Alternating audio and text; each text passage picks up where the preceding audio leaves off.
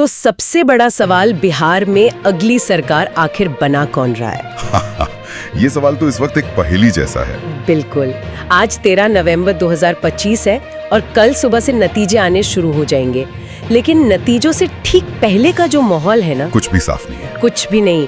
हमारे पास कुछ सुराग जरूर हैं। एक तो ये कि इस बार बम्पर वोटिंग हुई है। दूसरा, प्रशांत किशोर के रूप में एक नया खिलाड़ी मैदान में है। और सबसे मजेदार बात तो ये है कि जितने भी सर्वे आए हैं वो सब एक दूसरे की बात काट रहे हैं। सही में ऐसा लग रहा है जैसे दो अलग अलग चुनाव हुए और सबने अपने अपने चुनाव का सर्वे कर लिया हो। हाँ। और ये जो बम्पर वोटिंग हुई है ना, ये माहौल को और भी मतलब उलझा रही है। अच्छा। आमतौर पे तो यही माना जाता है कि ज्यादा वोटिंग सरकार के खिलाफ होती है। लेकिन देखिए, महाराष्ट्र जैसे उदाहरण भी हमारे सामने हैं जहां ज्यादा वोटिंग ने सरकार को फायदा पहुंचाया था।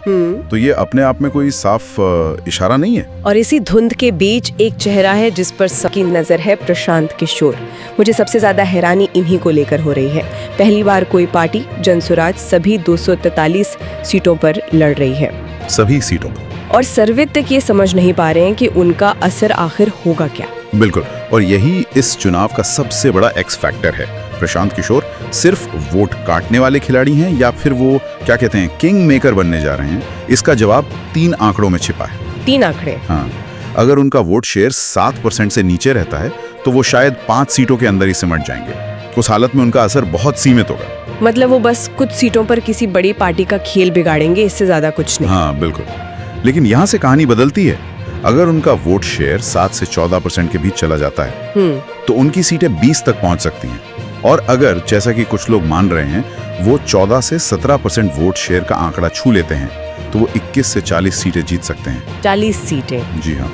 और उस स्थिति में वो सिर्फ खेल बिगाड़ने वाले नहीं बल्कि सरकार बनवाने वाले बन जाएंगे। तब तो एनडीए और महागठबंधन दोनों के नेता कल नतीजों के दिन सबसे पहला फोन शायद उन्हीं को करेंगे। जरा सोचिए उस फोन कॉल पर कितना दबाव होगा। बिहार की पूरी राजनीति एक फोन कॉल पर टिक सकती है। और बड़ा सवाल ये भी है कि वो वोट आखिर काट किसका रहे हैं? क्या वो नाराज एनडीए वोटर को अपनी तरफ खींच रहे हैं या फिर महागठबंधन के उस वोटर को जो बदलाव तो चाहता है पर तेजस्वी यादव के चेहरे पर पूरी तरह सहमत नहीं है? और इसका जवाब किसी सर्वे के पास नहीं है। किसी के पास नहीं। और यही कल के नतीजों की चाबी है। तो प्रशांत किशोर एक बहुत बड़ा एक्स फैक्टर है जो वोटों को कहीं भी मोड़ सकते हैं। लेकिन एक और फैक्टर है जो शायद इनसे भी बड़ा है और जिसे पार्टियां अक्सर आखिर तक नहीं समझ पाती। महिला वोटर्स? बिल्कुल, महिला वोटर्स। हाँ, और बिहार की राजनीति में महिला वोटर्स हमेशा से एक साइलेंट फोर्स रही हैं। अगर हम 2020 के आंकड़ों पर एक नजर डालें तो ये साफ हो जाता है कि मुकाबला कितना करीबी था। अच्छा। एनडीए को 38% महिला वोट मिले थे और महागठबंधन को 37%। सिर्फ 1% का फासला। बस 1%? और पुरुषों के वोट में भी तो यही हाल था जी। महागठबंधन को 38% और एनडीए को 36%। यहाँ भी फासला बहुत मामूली है। सही बात है। और 2020 का यही मामूली अंतर हमें बताता है कि इस बार महिलाओं के लिए किए गए बड़े बड़े वादे इतने अहम क्यों हैं, चाहे वो एनडीए की तरफ से हो या महागठबंधन की। दोनों ही पक्ष जानते हैं कि महिलाओं के वोटों में सिर्फ 2% का भी स्विंग सरकार बनाया गिरा सकता है। बिल्कुल। ये पूरा चुनाव उस 2% के स्विंग पर टिका हो सकता है। पर असल सवाल तो ये है कि क्या ये वादे जमीन पर असर कर रहे हैं? क्योंकि महिला वोटर अक्सर अपना मन आखिरी समय तक जाहिर नहीं करती। यही सबसे बड़ी चुनौती है। उनका वोटिंग पैटर्न बहुत जटिल होता है। वो कभी सुरक्षा के मुद्दे पर वोट करती हैं, कभी महंगाई पर, तो कभी घर में गैस सिलेंडर और राशन जैसी सीधी योजनाओं पर। इस बार उनका झुकाव किस तरफ है? ये शायद सबसे बड़ा सस्पेंस है। चलिए अब उस हिस्से पर आते हैं जिसने सबको सबसे ज्यादा कंफ्यूज किया हुआ है। सर्वे।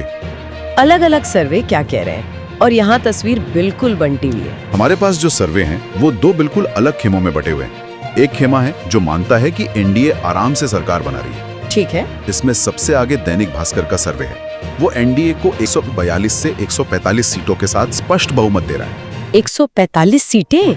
ये तो एक तरफा जीत हुई। इस सर्वे के हिसाब से तो कोई मुकाबला ही नहीं है। महागठबंधन को तो ये 90 सीटों के अंदर ही समेट रहे हैं। हाँ, और इसी खेमे में चाणक्य स्ट्रैटेजी का सर्वे भी है। वो भी एनडीए को 128 से 134 सीटें देकर बहुमत से काफी ऊपर रख रहा है। अच्छा। तो अगर आप इन दोनों सर्वे पे यकीन करें तो कल का दिन एनडीए के लिए जश्न का दिन है और महागठबंधन के लिए आत्ममंथन का। लेकिन कहानी में एक ट्विस्ट है। हाँ। एक दूसरा खेमा भी है जो बिल्कुल उल्टी बात कह रहा है। हाँ, और उस खेमे का सबसे बड़ा चेहरा है पोल ट्रैकर का सर्वे। ये कहानी को पूरी तरह पलट देता है। क्या कह रहा है वो? वो कहता है कि महागठबंधन 118 से 127 सीटों के साथ सरकार बनाने के बहुत करीब है, जबकि एनडीए 115 सीटों पे ही रुक जाएगी। अरे ये तो बिल्कुल 180 डिग्री का यू टर्न है। और मजेदार बात यह है कि पोल ट्रैकर प्रशांत किशोर को 4 से 7 सीटें दे रहा है। जी। तो क्या इसका मतलब ये निकाला जाए कि प्रशांत किशोर सीधा सीधा एनडीए को नुकसान पहुंचा रहे हैं? ये एक बहुत मजबूत संभावना है। अगर प्रशांत किशोर की सीटें एनडीए के खाते से आ रही हैं, तो ये आंकड़े सही हो सकते हैं। और इसी करीबी लड़ाई की तरफ मतलब सट्टा बाजार भी इशारा कर रहा है। वो एनडीए को 120, 130 और महागठबंधन को 115, 120 सीटें दे रहा है। मसद इतना करीबी मामला कि नतीजा किसी भी तरफ जा सकता है। बिल्कुल कांटे की टक्कर। तो एक तरफ एनडीए की लहर बताई जा रही है, दूसरी तरफ महागठबंधन की सरकार बन रही है। जब विशेषज्ञ और सर्वे करने वाले इतने गहरे तौर पर बटे हुए हों, तो इसका असली मतलब क्या है? देखिए, इसका सबसे बड़ा और सीधा मतलब यही है कि जमीन पर कोई एक तरफा लहर नहीं है। कोई लहर नहीं है। बिल्कुल। अगर कोई लहर होती तो ज्यादातर सर्वे एक ही दिशा में इशारा करते, भले ही सीटों की संख्या में थोड़ा बहुत अंतर होता। यहाँ तो दिशा ही अलग अलग है। सही बात है। इस वक्त बिहार के चुनाव का हाल उस क्रिकेट मैच जैसा है जिसमें आखिरी ओवर में 15 रन चाहिए, 3 विकेट बाकी हैं और 2 नए बल्लेबाज क्रीज पर हैं।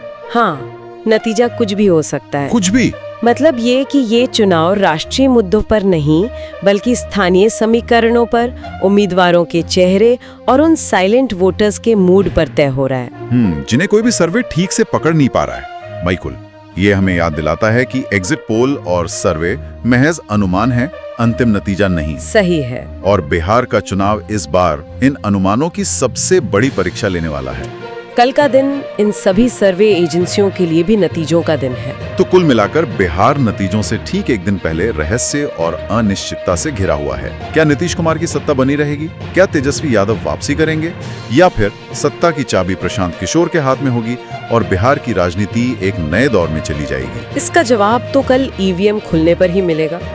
लेकिन इन सारे आंकड़ों और अनुमानों के बीच एक सवाल है जो मेरे दिमाग में घूम रहा है और जिस पर हमें सोचना चाहिए। बताइए। इस चुनाव का नतीजा चाहे जो भी हो, क्या प्रशांत किशोर की जन स्वराज पार्टी का एक तीसरी ताकत के रूप में उभरना, चाहे वो 15 सीटें जीते या 40, क्या ये बिहार की उस पारंपरिक 2 ध्रुवीय राजनीति के अंत की शुरुआत है जिसे हम दशकों से देखते आ रहे हैं? अच्छा, ये एक बहुत बड़ा सवाल है। और अगर ऐसा होता है तो इसका असर सिर्फ बिहार तक सीमित नहीं रहेगा, बल्कि इसका राष्ट्रीय राजनीति पर भविष्य में क्या असर पड़ सकता है, ये देखना बेहद दिलचस्प होगा।